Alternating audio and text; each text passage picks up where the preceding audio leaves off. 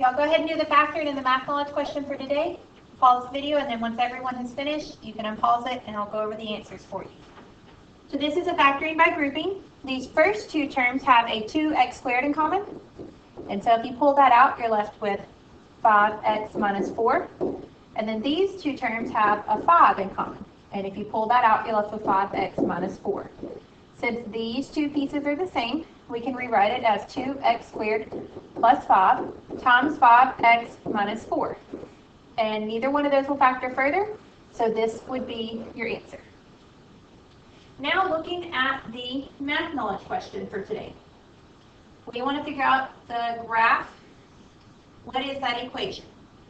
Well, what kind of slope does it have? Is it a positive slope or a negative slope?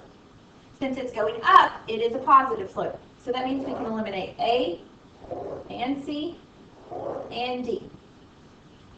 Now, both of those have the same y-intercept of -1. Now we got to figure out, is the slope 1/3 or 3? Well, let's think about it. If I start here at this point and I have a slope of 1/3, I'm going to go up 1 and over 3. And so it's going to look like this. If I have a slope of 3, I'm going to go up 1, 2, 3 and over 1, and it's going to look like this. Which one of those is closer to the graph that they give us? Well, the one that has a steeper slope, the y equals 3x minus 1. So those are the answers to those two.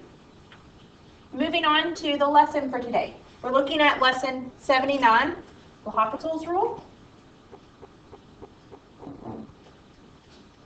So hopefully you'll understand his rule after this lesson. L'Hopital's rule can be used to find the limit of a function over a function if the limit produces any of the following forms. So 0 over 0, infinity over infinity, infinity over negative infinity, negative infinity over infinity, or negative infinity over negative infinity. If you get any of those, we're actually going to use this rule to find the limit of it. It's not a does not exist. Okay? So if you get one of those 5 forms, that is called indeterminate. All 5 of those are called indeterminate. So if you get an indeterminate form, and if the derivative of f and the derivative of g exist, then what we're going to do to find the limit of f over g is to take the derivative of f and the derivative of g and then find the limit of those two functions. Now, this is not using the quotient rule. You're not going to do the low d high minus high d low over the square of what's below. You're actually going to take just the derivative of whatever is in the numerator and just the derivative of whatever is in the denominator. Okay, so we're not using the quotient rule here. That would make it a little bit more complex. We are simply taking the derivative of each part separately. So look in here. We want to evaluate it. Well, if we plug in 0 for sine of 0, we would get 0 over 0. The sine of 0 over 0 would be 0 over 0. Well, that is an indeterminate. That doesn't mean the limit does not exist. What we do instead is to take the derivative of sine, which is cosine, and to take the derivative of x, which is 1.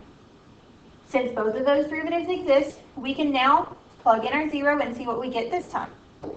So the cosine of 0 over 1. Well, the cosine of 0 is just a 1, so we get 1 over 1, which is just 1. And so this limit actually equals 1. And so that's how you use his rule to evaluate limits. It's a pretty nifty rule if you know it.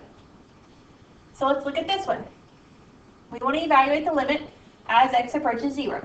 You always want to first try it before you just assume and take the derivative. Because sometimes on the homework or on the test, they'll throw in a mixture of them and it won't necessarily be an indeterminate form. So we have cosine of 0 minus 1 over 0 squared. Cosine of 0 is 1. So 1 minus 1 is 0 over 0. It is indeterminate, so we're going to take the derivative of the numerator.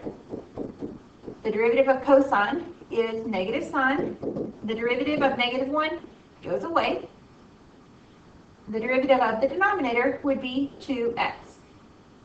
So since both of those exist, we're going to attempt to plug in a 0. And negative sine of 0 is 0. And 2 times 0 is 0. So what is that? It is also indeterminate. So now we're going to start here again. Since we got an indeterminate form, we're going to take the derivative again and see what we get. The derivative of negative sine is negative cosine, and the derivative of 2x is 2. So now if we plug in a 0, we get negative cosine of 0 over 2. The cosine of 0 is 1, so we have negative 1 over 2. And so that is our answer. So are we allowed to keep taking the derivative? Yes. We can take the derivative of each function, keep going as long as they both exist, and that'll help us figure out what the derivative is. What the limit of the function is. Okay, so let's look at another one. We want to evaluate this function. Well, if you plug in 0, you've got 0 minus 0 over 0 minus 0, which is indeterminate. So what we're going to do is to take the derivative of each part. Derivative of your numerator is going to be 3x squared minus 4. The derivative of the denominator, 2x minus 2. If we plug in 0,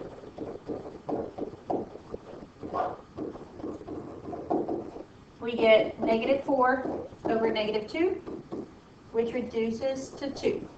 So our limit for this function is 2. Looking at another example, we want to evaluate it as the limit approaches 1. Well, we would have the ln of 1 over 2 minus 2 times 1. The ln of 1 is 0. 2 minus 2 is 0. So it is indeterminate. So we need to take the derivative of each part. What's the derivative of ln of x? 1 over x. What's the derivative of 2 minus 2x? Just a negative 2. Now, let's try it again. 1 over 1 over negative 2. Well, that's basically just 1 over negative 2, which is just negative 1/2. And so that would be the value for this limit. Alrighty, let's look at one more example.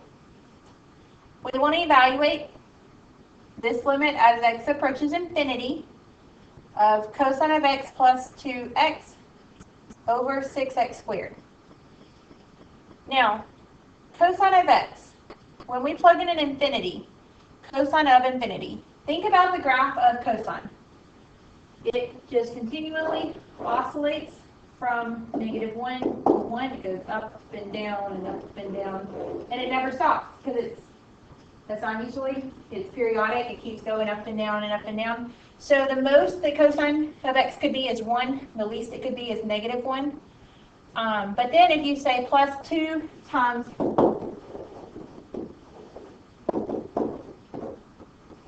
infinity, well, this is infinity, and this is negligible, basically. Negative 1, 1 plus infinity, that's just infinity. So we have infinity in our numerator, and then in our denominator, we have infinity squared times 6. Well, that's just infinity.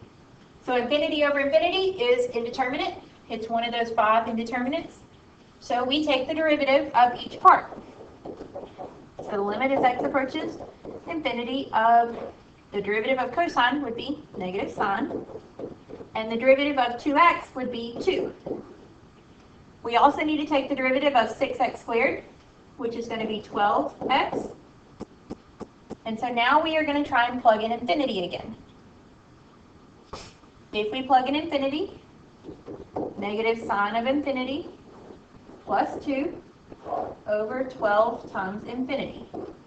Well, negative sign of infinity, that's going to be the same concept as cosine of infinity. It's going to oscillate in between -1 and 1. It's going to continuously go back and forth. So -1 or 1 plus 2, that's a really small number, over 12 times infinity. Well, that's infinity. So a small number like 2 or 3 or 1, however you want to put it, over infinity, that's basically just 0. And so that would be the value for this limit. So that's how you use his rule. It's really cool, I think, because it makes it to where you can solve limits much that you didn't know how to do before. So you got to take the derivative of the numerator and the derivative of the denominator. But you always have to check to make sure that you have an indeterminate form before you do that. Because if it's not indeterminate, then it's not going to work correctly. Okay? So your homework, you do get to omit number 21. So make sure that you do that tonight, and then we can go over it tomorrow if you have any questions.